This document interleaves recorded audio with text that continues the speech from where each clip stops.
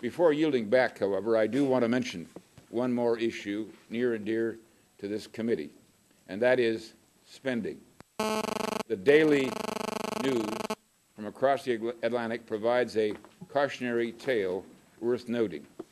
The United States and the rest of the world are witnessing firsthand the disastrous impact that massive spending and debt is having upon the economies of many European countries. Our constituents are rightfully concerned that continued, unrestrained spending by this Congress will lead to similar results here at home.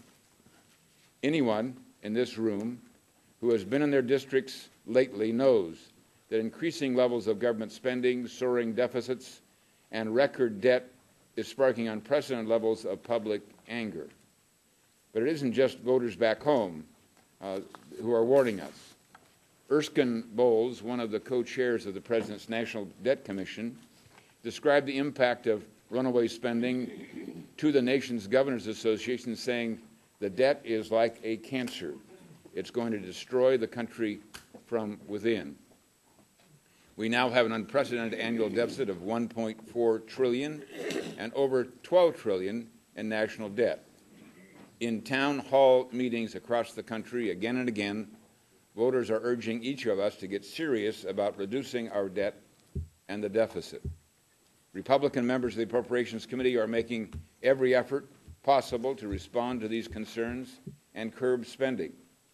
In the 9 subcommittee markups that have taken place thus far, committee Republicans have offered at least 18 amendments to reduce spending in the FY11 non-security appropriations bills.